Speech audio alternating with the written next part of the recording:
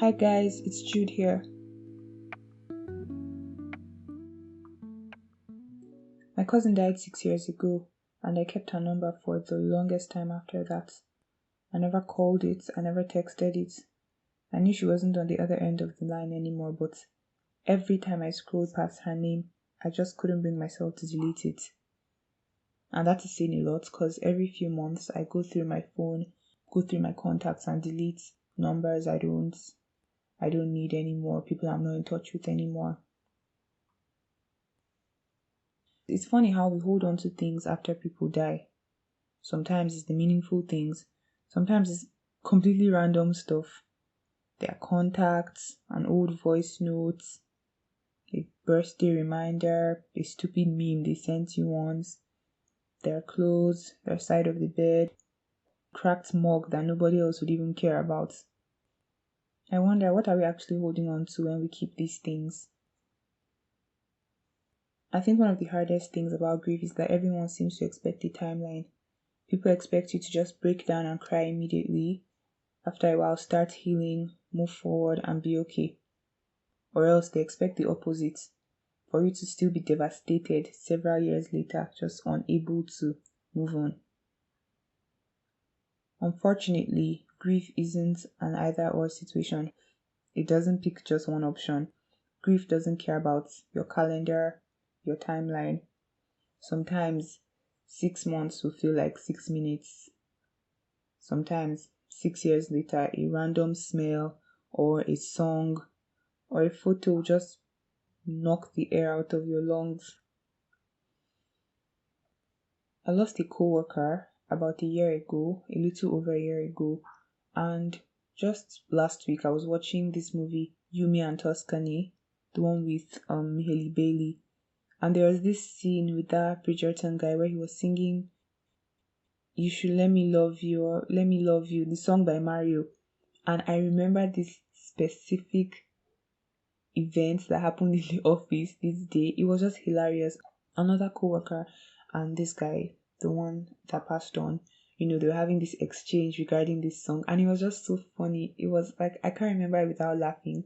And that day when I heard this song, I started to laugh and then I started to cry. It was so random. Like I had to pause the movie for a moment to just cry a bit and gather myself again. It was so out of the blue. Few months later, several years later, anytime grief can just sneak up.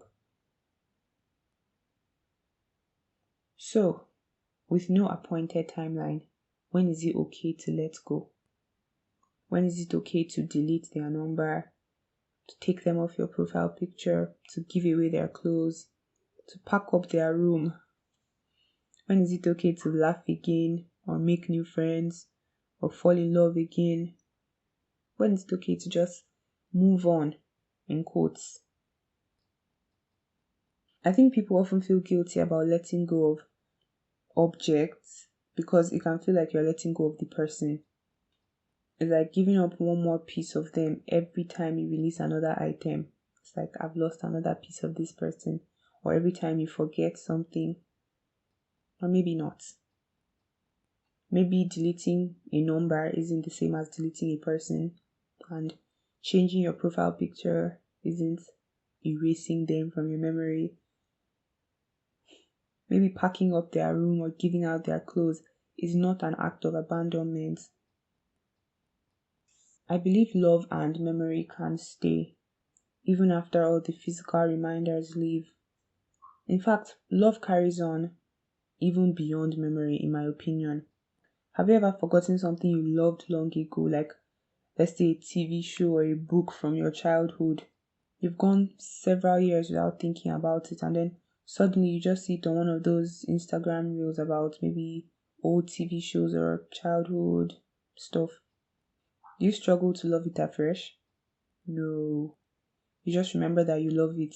It's like, oh, this was my favorite show when I was a child, and you still love it. It's still there. Because even while you didn't remember it, while you didn't actively have it in your memory, you still loved it. I think it's the same with people. The love stays.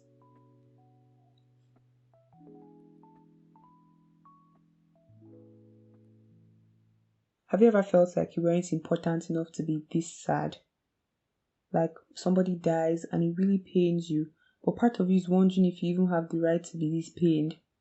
Maybe like a teacher or a colleague at work, a neighbor, or the random man that owned the shop down the street, an online friend you never even met, an ex, or somebody you admired from a distance, maybe a celebrity even.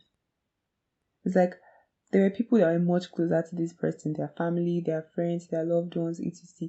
Those people deserve, quote and unquote, to mourn. Those people deserve to grieve, not me. This happened to me like 2 years ago or a year ago. I can't even remember. But there's this man that owned this shop. Him and his family used to run this shop near my street. Wasn't even like on the same. She wasn't even inside the estate. Outside, maybe across the gate. Yes. And I remember that year I was at home for my IT.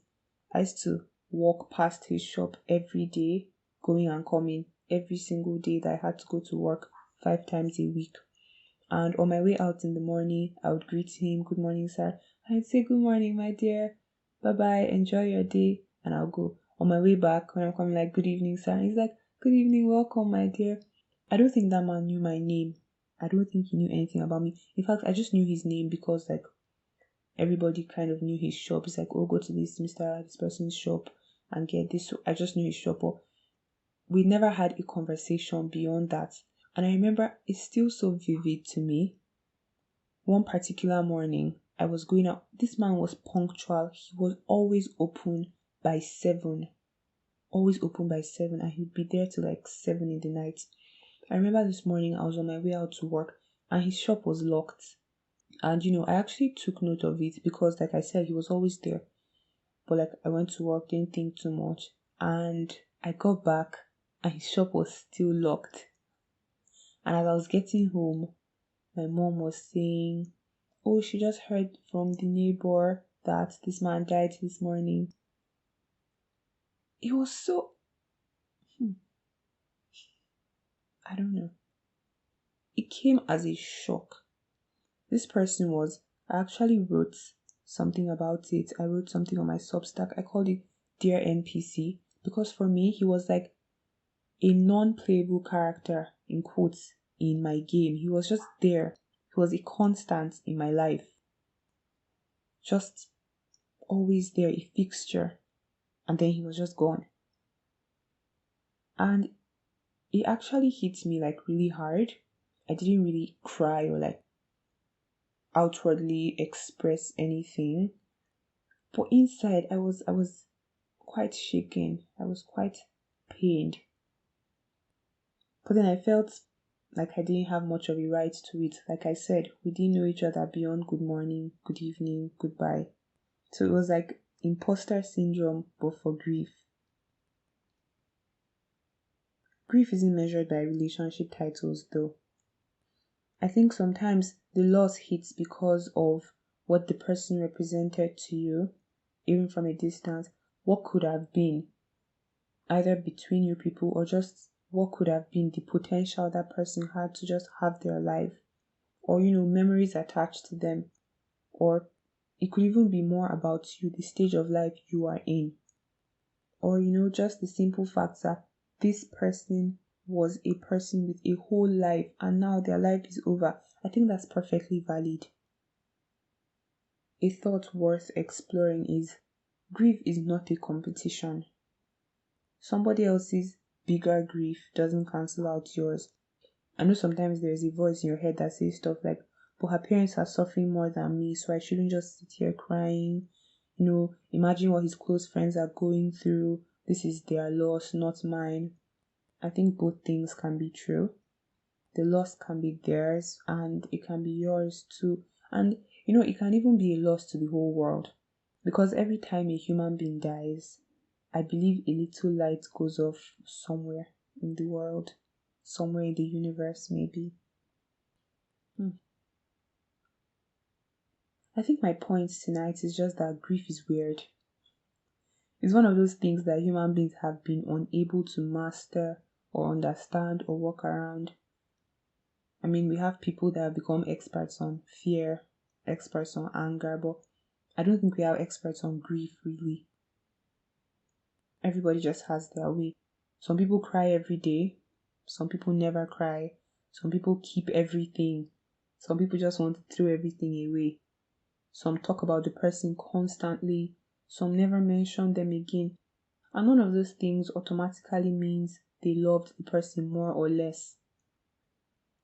At the end of the day, grief is just love trying to find somewhere to go. And just like love, there's no single correct way to do it. I finally deleted my cousin's number. Either last year or the year before, I can't remember exactly. It was so random. I just opened my phone in that moment and deleted it. Just like that. It does not signify, or it did not signify, a sudden healing or a sudden regression or progression. It was just random. And I think that's what I've learned about grief. There isn't a deadline, there isn't a checklist, there isn't a point where a small notification pops up like, oh, congratulations, you've grieved correctly or you've grieved completely. It doesn't work that way.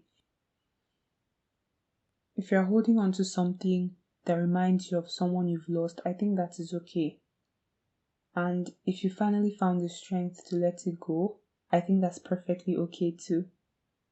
The number isn't really the point, neither is the picture sitting on your bookshelf or their favorite sweater that you still wear or the playlist you still have.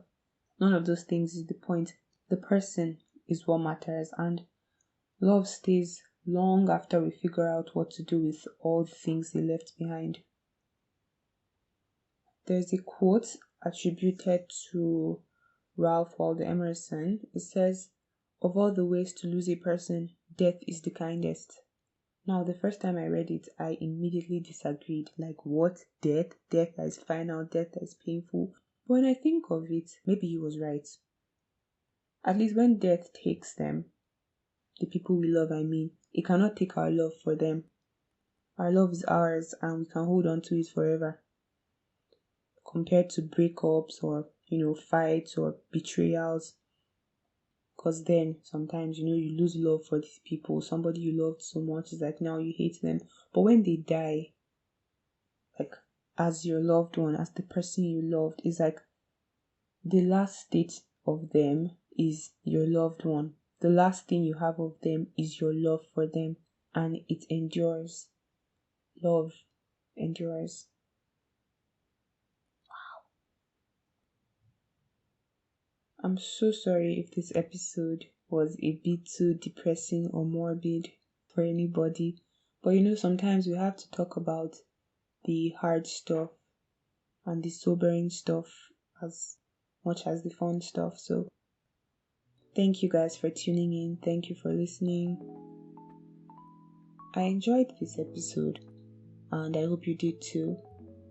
Stay tuned for our next episode in a few weeks. Until then, have a great day. Have a great week. Happy Tuesday. Bye.